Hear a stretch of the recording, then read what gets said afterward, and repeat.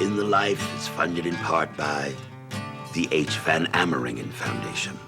Additional support provided by the Ford Foundation, the Gill Foundation, the Pride Foundation, the Collingwood Foundation, Mel Heifetz, William J. Resnick, and the annual support of In the Life members like you.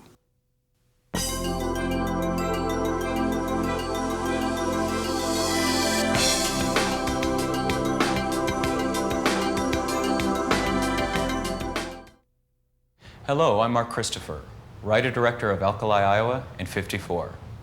And I'd like to welcome you to our special edition, In the Life in the City of Angels. Tonight we explore the stories, people, and programs making a difference in Los Angeles and the world.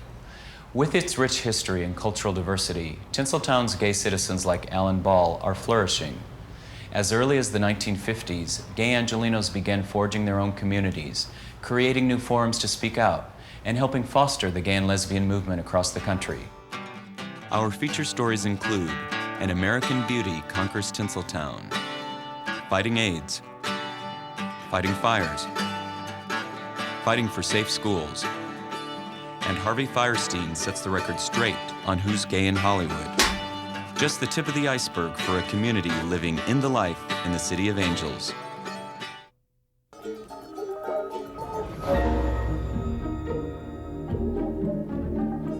HBO's award-winning hit 6 Feet Under, about a family that lives and works in a funeral home, kicks off when the father dies and leaves the business to his 2 sons. What? I've done a terrible thing. How's she doing? She's fine. I'm not fine. I'm a whore. I was unfaithful to your father for years, and now he knows. Alan Ball created the show. He began his professional career as an off-Broadway playwright, but Alan is best known for writing the Oscar-winning screenplay for the hit film American Beauty. He grew up in Marietta, Georgia, where his early sense of drama was influenced by some of the great Southern writers, like Truman Capote and Tennessee Williams. You know, there's such a great tradition of Southern writers who were gay, who write these great, you know, kind of Baroque, Gothic, almost Greek dramas or novels. For Alan, the journey to Hollywood and the subsequent success was unexpected. I had written a play called 5 Women Wearing the Same Dress, which was a sort of bittersweet comedy about bridesmaids at this big society wedding in Knoxville, Tennessee. And a development executive for Carsey Warner Television had gotten a copy of the script and read it. About a year later, my agent called out of the blue, and I had a job offer to come out to Hollywood and be a writer on the 2nd season of Grace Under Fire, which was a sitcom about a Southern woman. I never intended to come out here. I never wanted to come out here. I loved movies, and I wanted to write movies, but I never was a person who was like, I want to make it in that industry. In 6 Feet Under, one of Alan's complex creations is David, a 31-year-old gay Episcopalian struggling with his sexuality. The guy just cruised you. Really? Right in front of me like I'm not even here. Alan drew from his early experiences growing up gay in Georgia to create a character who is faced with the fact that his religion is not compatible with his sexuality. So glad to see you here. It's always nice when someone comes back to the fold. Oh, I've been going to church. I was just going to a different church. Really? Which one? St. Stephen's? In the Palisades? No, St. Stephen's in West Hollywood. Well, I hope you always feel as welcome here as you did there. There's a big part of me and David. You know, I grew up, we didn't go to church very much, and then there was a tragedy in my family, and all of a sudden we started going to church all the time. My mom especially got into that really sort of Gothic end-of-the-world religion, and, you know, and it's all very judgmental, and it's like, we're sinners, you know. God forgive us who we are, and that's a very sort of victim-centered way of thinking about things, I think, which also was very interesting to me, because I think as being gay, it's also very easy to get into a victim-centered way of thinking. You know, it's like, oh, it's so unfair, the world is unfair to me, you know, I'm the victim of all this oppression, and yada, yada, yada, yada, yada. Yes, there are a lot of people in the world who hate us, but I'm not going to be a victim. I'm not going to buy into that. Let me never be ashamed Oh, there's a concept. I've been ashamed my entire life. I grew up thinking I was unworthy in the eyes of God instead of trusting God. Not to be an ignorant, frightened bigot. Because of this, I've made myself crazy. I've put myself in danger. I've made a lot of mistakes, big mistakes, which all could have been avoided if I just had faith. Faith that maybe God really is love, like we say. How am I supposed to spread God's love throughout the world when I deny it to myself? I made David religious is because it's very interesting to me what's going on politically within the world of organized religion. I read that, some council of ministers has, come together and put out this decree saying, that homosexual behavior is incompatible with Scripture. You people do not have the right to deny me access to God. If I want a relationship with God, I'm going to have a relationship with God because God made me, and the God that I believe in is not cruel enough to say, just because of the luck of the draw or whatever, I'm going to make you this thing that I hate. I don't believe in that God. A hallmark of Alan's work is his willingness to explore his own anger. In fact, his frustration resulted in the Oscar-winning screenplay of the Academy Awards Best Film of 1999, American Beauty. I have a lot of anger, and my work is a big conduit for that, I think. And I think that's probably, it's a lot healthier than like driving down the freeway and shooting at people. But I had spent 3 years working on a sitcom, Sybil, which was a very unpleasant experience for me. I would come home and I would be furious more at myself than anybody, because I felt like I've become a whore. I'm a huge whore. I'm doing this stuff that I don't believe in, that I think there are serious ethical problems with, and I'm doing it for the money. 2 o'clock in the morning, I would sit down at my computer and I would pour all this rage into it, and it kept me sane. It's no coincidence that American Beauty is about a man who is a writer who has lost his passion for life, who rediscovers it. And in writing that script, I rediscovered my passion for my work. American Beauty was partially inspired by a story from deep within his own family history. When I came out to my mom, she told me that she thought my dad might have been gay. My dad was a man who had some sort of secret tragedy that haunted him, and there was something that had broken his spirit. Alan was intrigued by the idea of what can happen when a man refuses to allow himself to admit his deepest, most inner feelings. In the first draft of American Beauty, there was a flashback to Vietnam where the colonel, as a younger man, is in a tent with a fellow soldier, and they're in the middle of making love, and they get ambushed, and then they run out, and he sees his lover die. And in my mind, what he did was he took that as some sort of sign from God that he had to be punished for that, and he had to sit on that. And then years later, when he has this beautiful young son who he adores, he thinks that he's becoming something that he couldn't allow himself to become. We removed that flashback to Vietnam because it totally tipped where the story was going. I think I just needed to write it because I needed to know his backstory. Having earned the respect of his peers in Hollywood for his work on American Beauty and 6 Feet Under, Alan finds himself at a new crossroads in his career. Being the Oscar winner now, the good thing about it is all of a sudden people pay attention to what I think.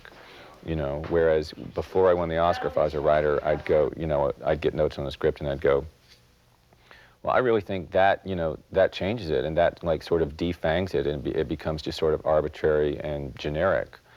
And before the Oscar, they'd be like, no, it doesn't do that, it makes it better. And now that I have the Oscar, they'll go like, oh, okay, well then don't do it. It's like they trust you because you have this statue. What do you think about that, Ball? What do you think about him? With the help of Academy Award-winning actress turned director Kathy Bates, Alan recently completed the 2nd season of 6 Feet Under. And with yet another hit project under his belt, Alan Ball remains one of the most sought-after writers in the industry. I have gotten to a point in my life where I am very, very comfortable in my own skin, and I'm not living my life for anybody else. And that you know, and that I just am who I am. I didn't get lost along the way. Well, I got lost along the way, but I found my way back.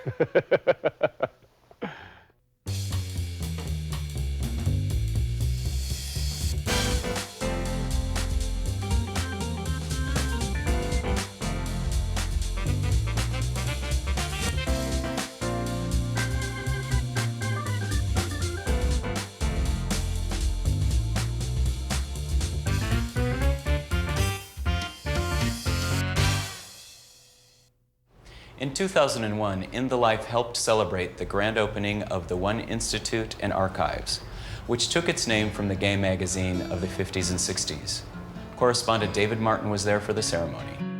There was a time when having any one of these items would put you at risk of being ostracized, fired from your job, even arrested.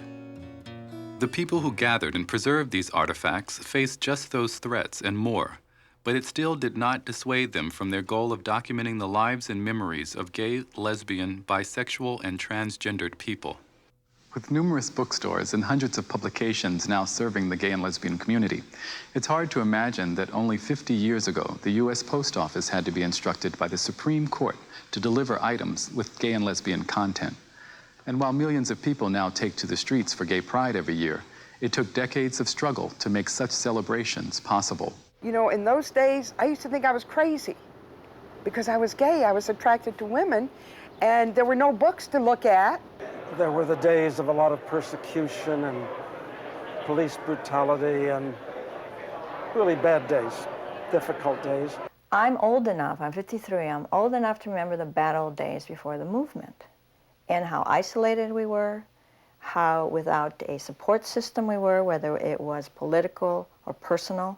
So I read all the things about it, and so I thought I was a pervert, you see, and I thought, gee, what kind of life have I got? And all through that period, then the archive kept the history, kept the stories, and today they're all here. This is collective memory. This memory is now preserved in the new home of the One Institute and International Gay and Lesbian Archives.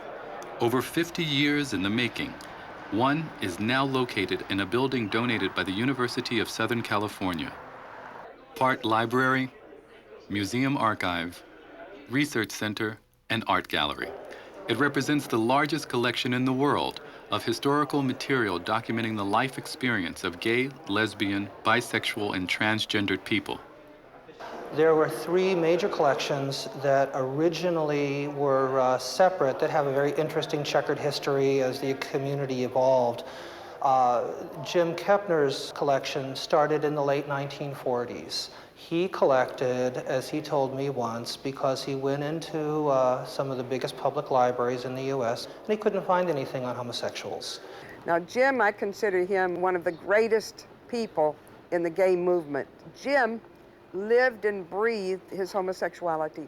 He believed in freedom. He believed in gay freedom.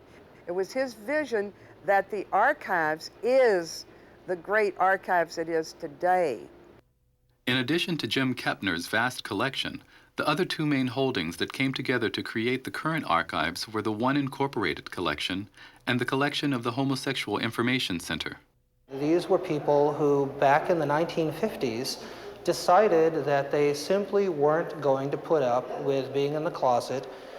Their political activity in publishing One magazine, in organizing the Mattachine Society, in organizing discussion groups that became a model for the movement which spread all across the United States. Most people think that the gay movement began in 1969 with Stonewall, but in fact it was here in Los Angeles in 1950.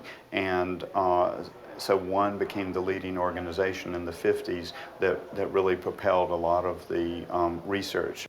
And One magazine was a preeminent magazine of what they called the homophile community from 1953 up to 1967 when The Advocate was founded.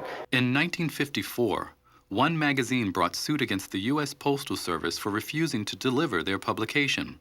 4 years later, One's long court battle resulted in the first U.S. Supreme Court decision in favor of a gay organization and laid the basis for the rise of a free gay and lesbian press.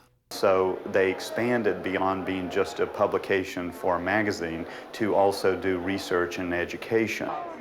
So what I tell people is in the 70s, I work with lesbian feminists. In the 80s, with lesbians of color. And in the 90s and into the 21st century, I'm a lesbian history and visibility activist. Yolanda Redder oversees the Lesbian Legacy Collection at the Archives. I think it's important that every community, especially what I call target communities, oppressed communities, collect their history. And unlike every other community, our history is more deeply buried. And even within our own LGBT community, we've got a pecking order. The history of women, the history of people of color is even more deeply buried than the white man's history. And I'm always collecting materials pertaining to people of color in all these areas. So that is very different. The lesbian of color focus is very different here. This particular project, the collection of our history, is a big enough tent that anybody can be accommodated here. I don't care if I don't agree with your politics. You are invited to place your records, your materials, your history in this collection.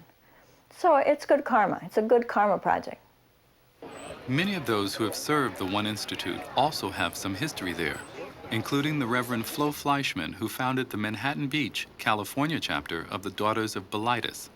You'll see a photo of me in the first apartment where I had the first meeting. I brought my camera and I said, please, let's take a picture of all of us together. They refused. Nobody wanted to have their picture taken because they were afraid of being arrested and going to jail. And so they said, well, let's take a picture of you, Flo. I said, yeah, I'm not afraid. So they took a picture of me, and that's why there's only me there. But they said, at least we have a record of our movement.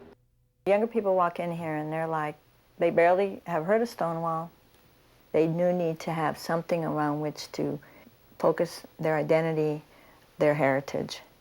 And ours has been so lost, so destroyed, so undervalued, so underplayed. If there isn't a repository that is dedicated to gay and lesbian material, a lot of very well-meaning relatives and friends even will take material like this and they'll destroy it. They'll think this is private, this may be an embarrassment, this is something we have to get rid of. So how much of our history has been erased, thrown out, or hidden? So I'm on a mission here to collect it, preserve it, put it on the internet. We have scholars coming all the time from all over the world to see it and to know, look, here's a history of a people that really hasn't been told. It leaves me stuttering and speechless when I think about exactly how many different books could be written out of this archive. Lesbian and gay grad students of the future are going to have a lot of work to do and someplace to do it. Plus, they come here and they see their history, you know? So it's not just about information, it's about inspiration. You know, people from all different segments of the community, different generations come here and they say, I feel like I'm home. Why I'm so active in one, and why I've always been active in one, is because I saw what its potential was to give us, gays, a heritage. And that is what the archives gives us. I was reading the book Borrowed Time, an AIDS memoir. I finished it, and I turned to my husband and I said, I have to know Paul Manette. I have to meet him. So I called my agent and I said, how can I find Paul Manette? He said, he's dating a friend of yours. So I called my friend Stephen Kolzak, who Paul was dating at the time, and I said, Stephen, you're inviting me over for dinner. And he did, and we got to know Paul, and he became family. Then in 1995, he died February 10th, the day after my birthday, which I thought was very considerate of him. And in May, we did the California AIDS ride in his memory. And he's still in my heart.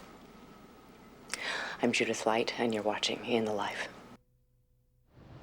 Life partners Rue and Jewel have made it their mission to make a difference for all people in South Central Los Angeles.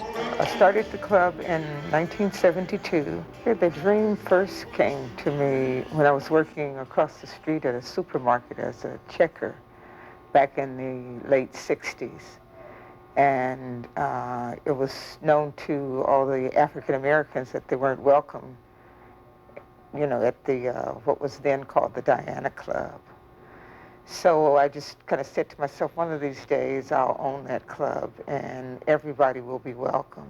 You know, back in the 70s when she started the disco thing, and I was doing my disco thing, I didn't know Jewel personally then, so I had no idea of the vision that she had for our community. Catchment 1 means a lot of things to a lot of people.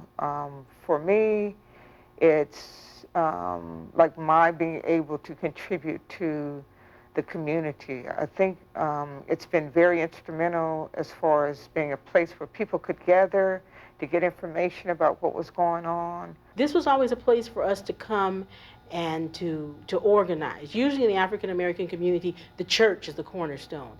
And the Catch One was kind of like the church to our gay and lesbian community, because there was a space here, there was a freedom for us to come and meet and organize, and a lot of the political organizing that came out of our community happened here. In the early days of Unity Fellowship, we had services here. We had our church services here. I stood on the stage with Jesse Jackson when he was running for president. I've been here for AA meetings, for CA meetings. I have taken meals to the homeless from the kitchen downstairs. So we partied here, but we did good work here as well. For most people, that would be work enough. But in 1989, Rue Jewel used profits from the Catch One disco to open Rue's House, a shelter for women and children with AIDS. We basically wanted to do something to help the children and the mothers in terms of keeping them under one roof. No one was doing that. They were separating them, and the children were going to foster care, and women were going into adult shelters. And we felt that it's just about impossible to keep someone clean and sober, to encourage them to go on living and snatch their child from them. I've had women to come and stay as long as 3 years. We have women that will come here and clean up and then get back out on the streets, and they will use again, and they'll come back. They'll call me and ask me if they can come back, and when they come back, they're just a little bit sicker, just a little worse off, and we help them again, and I've had them come in and out, and as long as they don't give me any real problems when they're here, this is their home. They can always come back here. It makes us feel good because we know that we're doing something right. You know, that we are providing a home for them to want to come back to. Rue and I met at Unity Fellowship. I invited her to dinner and she never went home after that.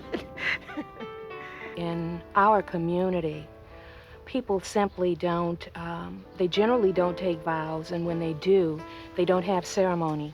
So we don't take ourselves seriously, and if we don't take ourselves seriously with our relationships, we can't expect society to do so. Fortunately, we're not youngsters, and so I trust her implicitly to, you know, to be an okay person, and I believe she trusts me too.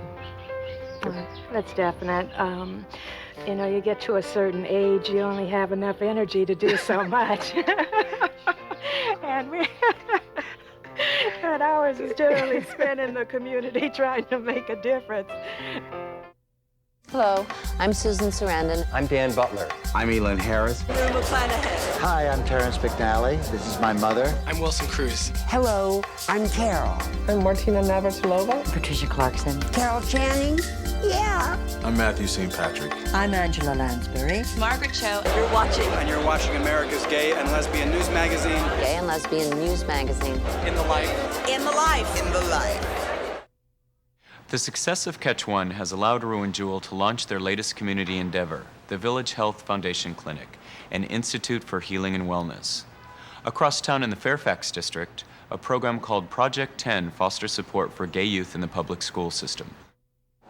The vision of Project 10 is that gay, lesbian, bisexual, transgender students will be able to go to school in a safe and respectful environment. It seems like not much to ask. It's what we ask of education for all of our young people, but that's very difficult to achieve for our gay and lesbian young people. I think that what fuels me is anger or a sense of injustice. I just cannot stand the things I see happening to these young people for no other reason other than their sexual orientation. It's not like they have committed a crime. When I first started the program back in 1984, even I was a little hesitant to call it the gay and lesbian program. I mean, I had to work through my own homophobia about that. Somebody suggested that I call the program Project 10 after Kinsey's very often repeated statistics that 10% of the population was more or less homosexual most of their lives. So I just adopted the name Project 10. We started out with maybe 6 students, and inside of 2 or 3 months we had 30 students that were meeting once a week.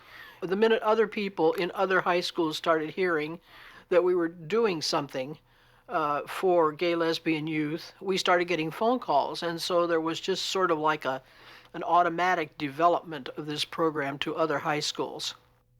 In 1988, 4 years after Project 10 was founded, the Traditional Values Coalition launched an attack against the program, attempting to withhold all state funding for the Los Angeles Unified School District if the district didn't agree to immediately put a stop to Project 10. Here we're trying to work to keep these kids in school and to keep them from killing themselves, and suddenly people are attacking us for that and saying these perfectly dreadful things like we were trying to recruit young people into a life of homosexuality and we're trying to give them all AIDS, and the attacks didn't make any sense to me. I was very naive about this. I didn't really know what to do, and so I just kept repeating what I thought I was trying to do, which was to keep kids in school and to keep them from killing themselves and to serve a need that had not been met. And they just kept saying how terrible I was. The conflict resulted in a day-long hearing in Sacramento with over 80 speakers from both sides testifying. In the end, the school district reaffirmed its support of Project 10, and the Traditional Values Coalition was defeated. Ironically, the publicity generated by their campaign to defeat Project 10 actually resulted in huge rewards for the program. We got tremendous letters of support, letters that were many of them very compelling in the stories that people revealed about themselves. And the other thing that happened was that people started sending us money. So much money, in fact, that Dr. Uribe formed a nonprofit organization called the Friends of Project 10 to support and supplement the work of the program. As time has evolved, we see that there really isn't a whole lot of money that the district is going to cough up to give to this program. And through the donations, we're able to provide, do programs and projects that the district won't pay for. In 1998, Dr. Uribe retired from the program in order to run the Friends of Project 10 full-time. Her replacement was her long-term partner and Project 10 board member, Gail Rolfe, who had already been deeply involved in the program for 10 years. I could see that through my own teaching experience. The gay kids were dropping out of school. The gay kids were running away. The gay kids were attempting suicide. Even when I started up my support groups, the average student had already attempted suicide 3 times by the time they got into high school. And these are kids that either identified as gay or lesbian, or they were struggling with their sexuality. I knew this was a serious problem. My typical day goes like this. I get to work and the phone starts ringing and the adrenaline starts going, and all I can tell you is that I operate totally on adrenaline. I just work straight through, nonstop. The phone doesn't stop, emails don't stop, the problems don't stop. It just goes on and on and on. As Project 10's only paid staff person, Gail is responsible for the training of all Project 10 coordinators in each school, and is the district's troubleshooter when problems arise involving LGBT and questioning students. As simple and silly as this may sound, one would think that if a teacher hears somebody call another person faggot, they would know how to respond to that, but so often those comments go ignored. When the teachers allow for that verbal harassment, it creates a very distrustful relationship. Those students don't trust the teacher, and ultimately the environment in the classroom becomes so uncomfortable and so unsafe that oftentimes kids just stop coming to that class. And ultimately, if it's a pervasive thing that goes on throughout the school. They just simply stop coming to school. Some of the strongest testimonials in support of the program come from Project 10 students themselves. We spoke with Jesse, Angie, and Josh about the first time they went to a Project 10 support group meeting in their respective high schools. I thought, what am I going to see in this room? You know, a group of freaks or what? And it was completely the opposite. It was young people that were gay, lesbian, bisexual, and I couldn't believe it because that was the first time I had ever met young people that identified with being either gay, lesbian, or bisexual, and it was amazing to me, but it made me feel good. A good friend of mine said, "Hello, my name is John and I'm gay." And I was so taken back by this because I had never been able to say my name and immediately after say I was gay. It was just unheard of. It was so uncomfortable for me to say, "Hi, I'm Josh and I'm gay." And for me to see that was the immediate change and realizing how comfortable I could now be with being gay. It was great. It was empowering just to see them be themselves and be out and feel good about it because I was feeling miserable at that time. We had meetings every week and it was emotional every time, and we laughed so much, and we cried together. We had so much fun that we laughed until we cried. I don't think anybody enjoys, having gum in their hair during lunchtime or having rocks thrown at you after you're walking, home or to school. Going to my counselor and saying, I'm getting harassed in school, I'm getting rocks thrown at me, I'm getting all these different things, and her saying, you brought it upon yourself, completely cut the trust that I ever had in a teacher or in a counselor or an administrator. And worst of all, I couldn't tell my parents all the discrimination I was experiencing at school. So that made things even more difficult. We gave each other advice on everything, relationships, family, dealing with parents, and, helping each other out just through everything. Project 10 is finally a group where a student could go and ask questions and receive answers and information that will link them up to other students, and essentially knowledge is power. The Friends of Project 10 continue to sponsor a number of larger events open to students from across the state. At the Models of Pride conference each year, 500 young people come together to attend workshops and to meet others like themselves.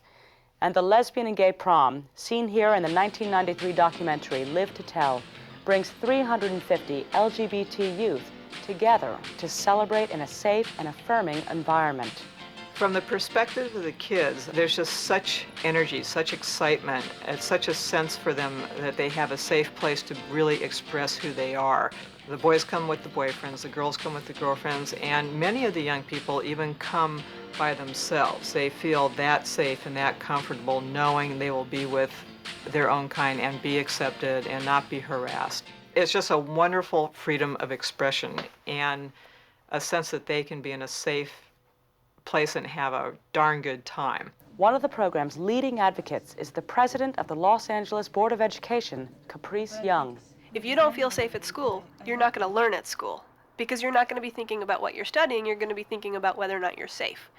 And Project 10 gives kids a place to confront the questions that they have themselves about their sexuality and their personal identity in an environment that's safe and supportive and allows them to be whoever they are. I've had many friends that started going to Project 10 depressed, suicidal, and now their grades are all up, and you find people there that you can have things in common with, and it's hard to find it if you're out on your own. So Project 10 has given me a connection, a group of students that I can share for the rest of my life and become friends and colleagues with. And it has also linked me with other institutions such as Teen Line. I think Project 10 was the parent, the teacher, the mentor, and also the person that you can trust in. That's what Project 10 meant to me. That's what Project 10 was to a lot of us. And if it wasn't for that, I think a lot of us would have ended up dead. A lot of us would have killed ourselves. Because of their sexual orientation, so many of them have such an enormous struggle. And I don't see the educational system doing very much for them. And so I guess that anger at that injustice just keeps me going. Because I really feel as long as I have a breath in me, I'm going to be fighting this fight.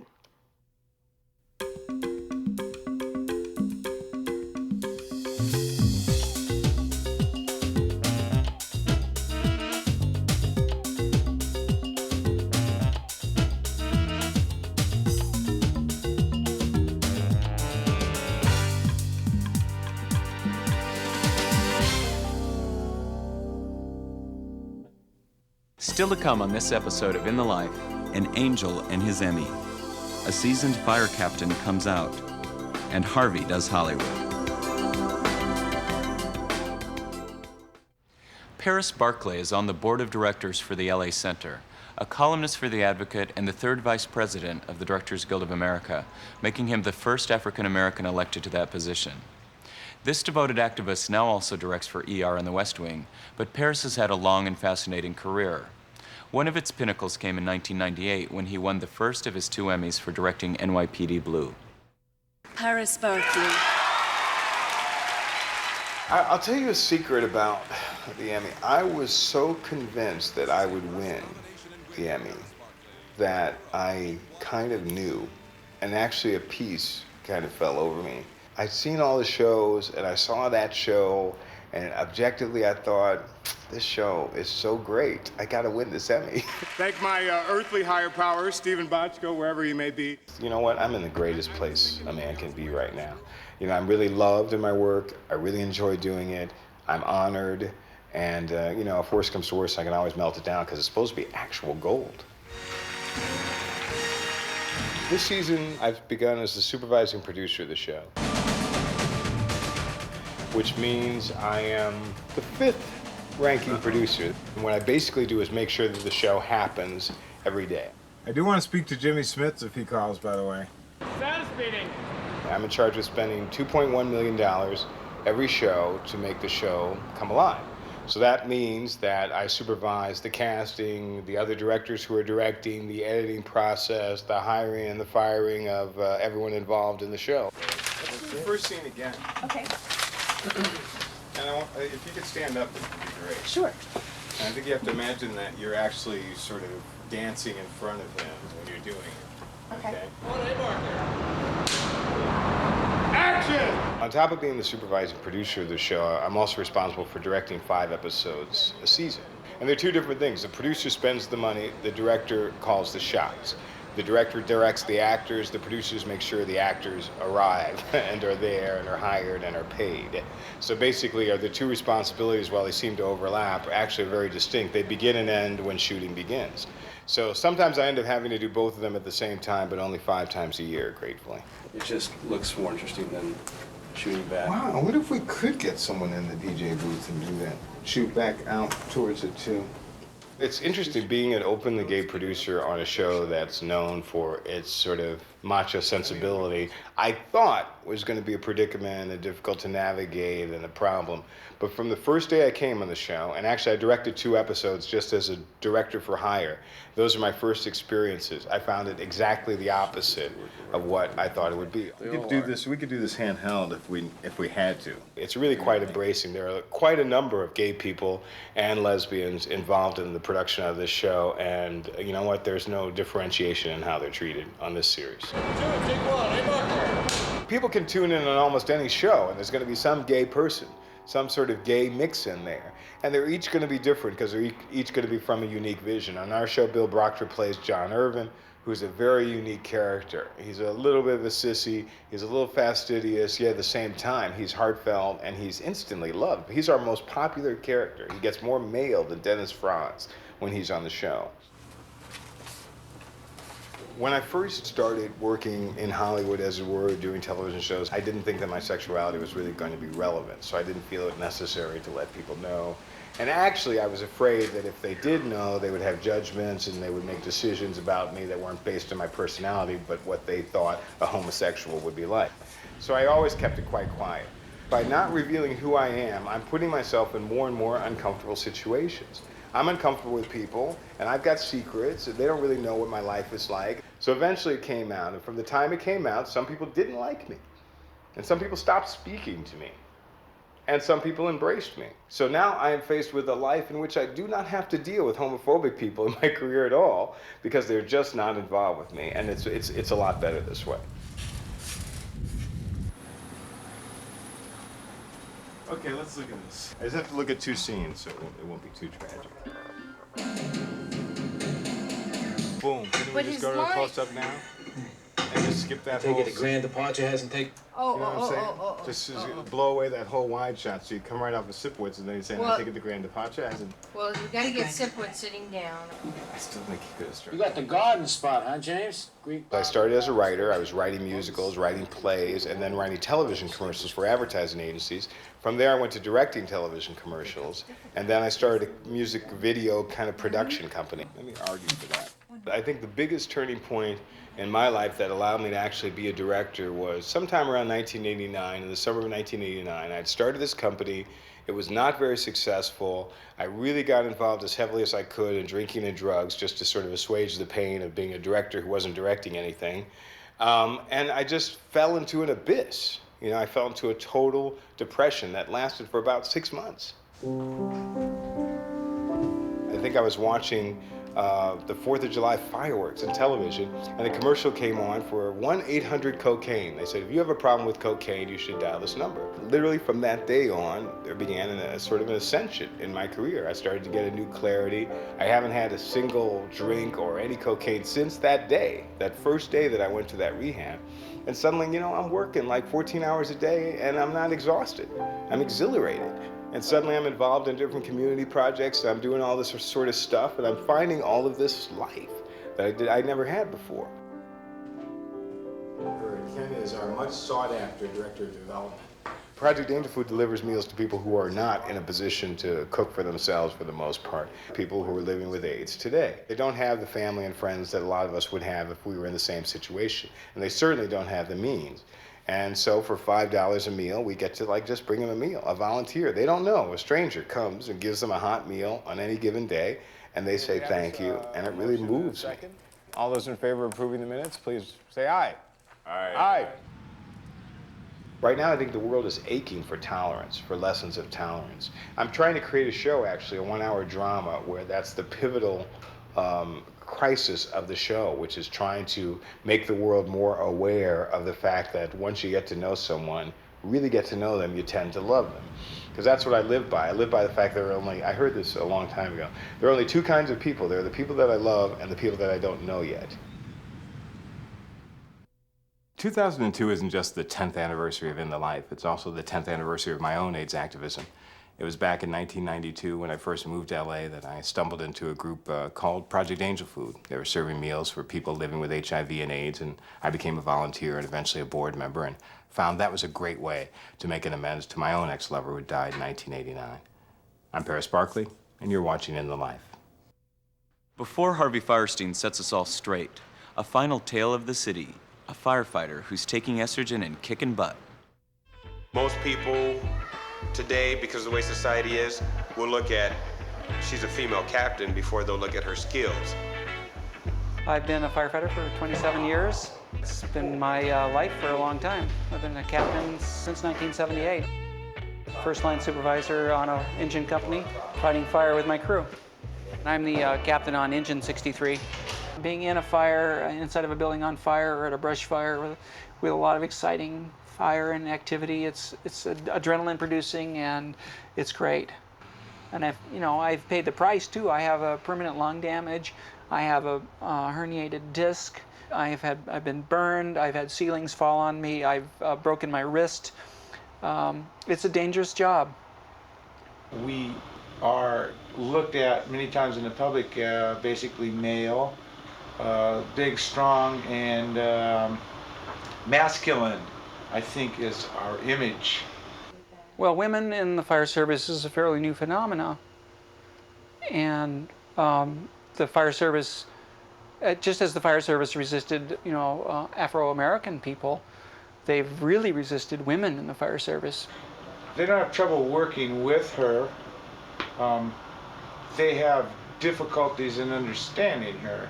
There wasn't a letter that came in that said, hey, Michele Kammerer is a lesbian on the fire department or anything like that. Being a gay or lesbian has been such a closeted thing for so many years. It's such an unknown and queer and weird thing that there's a lot of fear around that. If she had come to me and basically tried to shove her lesbianism down my throat or demand some type of different treatment because she is a lesbian, then I'd have probably had a problem with it. Is it threatening because their own masculinity or their own femininity is threatened? Is it because people in super macho occupations have very fragile masculinities in the first place? The men feel, and women here feel very stressed out having a gay and lesbian captain and gay and lesbian living. You have to realize this is not just a job. We live, sleep, shower, eat together, change together. So it's not just a job. We live together 10 days a month our whole lives. They're forced to live with a lesbian. Yes. And it doesn't rub off. That was part of the reaction, you know, it seems to me, that some of the fear about being around gay and lesbian people. But they respect her as a good firefighter and a great captain. So there's tolerance and respect, but there's definitely no support for her here. It's hard for her. There was people that refused to work overtime on my shift because I was there and weird or whatever. So the women's locker room is a fairly new thing here. We have 3 women working here, myself and 2 other paramedic women.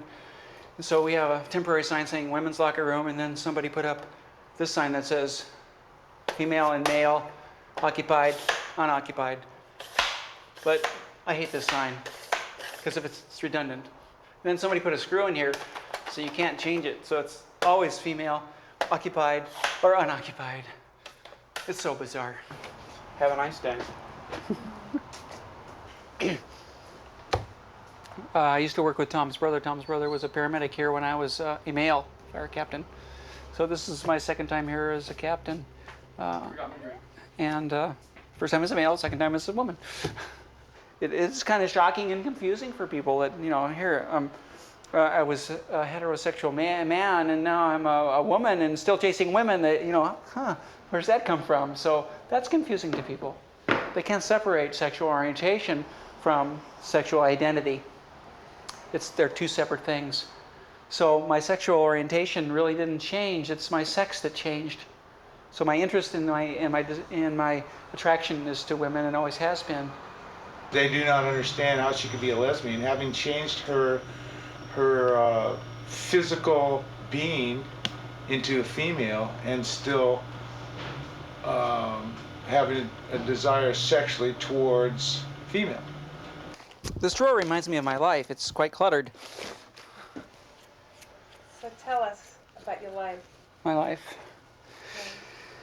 Oh, wow. My life. I've had a very problematic childhood because my gender identity from as early as I can remember has been girl, woman, female.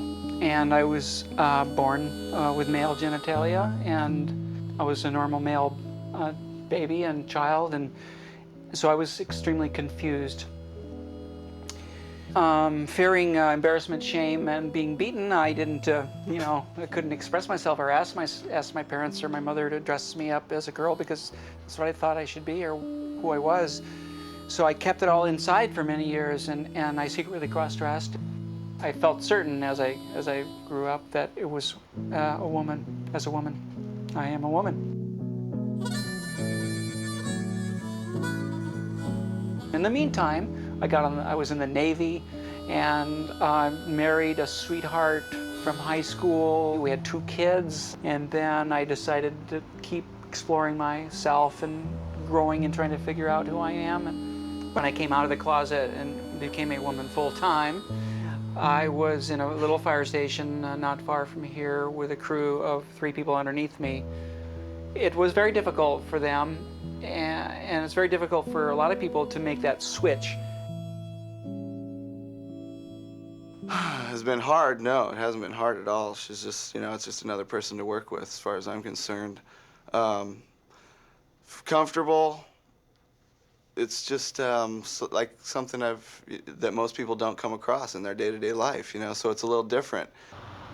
We had a person the other day that could not work with her. He had some real psychological hang-ups in just being around her. Just because he knew her when she was a man, and he couldn't handle it, so he had to go home. And I've had to deal with those old feelings of sharing a locker room with a man I've known for 15 years that changed into a woman. And now she has feelings for a woman, and yet I'm changing in a locker room with her. I had to deal with those feelings. I think being a lesbian was in my favor because I was far less threatening than if I had transitioned and become a woman and then suddenly was interested in dating men. I think the firefighters would have been a lot more uncomfortable because of the homophobia and the fact that they may have thought that, I would, be scamming and trying to pick up men. Often I've tried to be as accommodating as possible, and sometimes I will get my bedding and I will put it on the floor in like the workout room or the weight room and sleep in there. Anyway, that's what I've done, and that's an alarm coming in. It seems to me I was very successful in my transition from male to female because I had such a good reputation, as a strong worker and a productive firefighter. She sheds a good light on gay and lesbian in the workplace because she's positive, energetic, very professional, hardworking, devoted.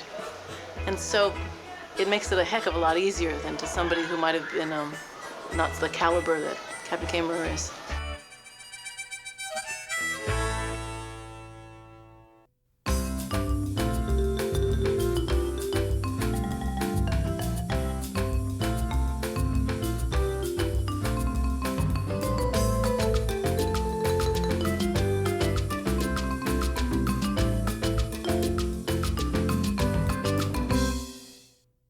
And finally, In the Life's resident commentator Harvey Fierstein raids the closet. I appear at lots of colleges, community groups, political events, and such. When I'm done speaking on the selected subject, I open the floor to questions from the audience. What do they want to know? Well, after the obligatory, what was it like to kiss Matthew Broderick, I'm asked, is so-and-so gay? I could have just spoken for an hour on the state of AIDS in Africa, the influence of lesbian writers on tabloid journalism, or the effect of bareback sex on our communal psyche, and still, a hand will rise up, a voice will call out. Is so-and-so gay? Is this one gay? Is that one gay? Who's really gay? Is everyone gay? I would like to take this opportunity for once and for all to end this entire line of questioning here, now, and forevermore. Are you listening? 'Cause I'm only going to say this once, and then I'm done.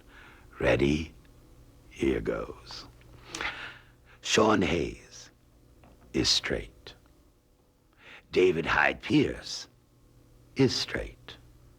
Kevin Spacey, straight. John Travolta, Johnny Depp, Tom Cruise, Tom Selleck, Richard Chamberlain, Richard Gere, straight. All straight. Every last lady-loving one of them is a full-time, girl-watching, dame-dating, heterosexual, straight as a number 2 Ticonderoga pencil right out of the box. Got it? As for the ladies, Rosie O, Jodie Foster, Whitney Houston, Sandra Bernhard, Whoopi, Melissa, KD, and Barbara Walters, straight. All truly straight. That whole thing with Ellen DeGeneres was just a ratings ploy. Plus, she thought she'd help her mother sell a book. Well, David Letterman does it for his mom. But Ellen is actually straight. In fact, Ellen is so straight, she makes Anne Hesh look like a lesbian, which, let me be clear, she is not. Now for the bisexual crowd. The Elton Johns, Mick Jaggers, David Bowie's, Madonnas, and the like. Let me just say, they too are all actually heterosexual. That's right, every one of them full-time sex mixers. And the ones you've heard about in history class. The Da Vinci, Michelangelo, Gertrude Stein, James Baldwin, Shakespeare, Tchaikovsky, Eleanor Roosevelt, and Liberace crowd. They too are, were, and will always be straight. And finally, me. I'm heterosexual too. You heard me, Buster. I'm as straight as Colin Powell inspecting the troops. So for those of you at home keeping score, on the homosexual side we have Charles Nelson Riley and you. On the straight side, the rest of us. Charles Nelson Riley and you are the only 2 homosexuals in the world. The rest of us were just being nice. trying to keep you company and not make you feel like the outcast you are. You're gay. We're not. Sorry. Have a nice day. I trust all queries have now been answered. Yes? Good. Oh, by the way, about that kissing Matthew Broderick thing, the answer is obviously delicious. I'm Mark Christopher. For all of us at In the Life, thank you for watching, and we'll see you next month.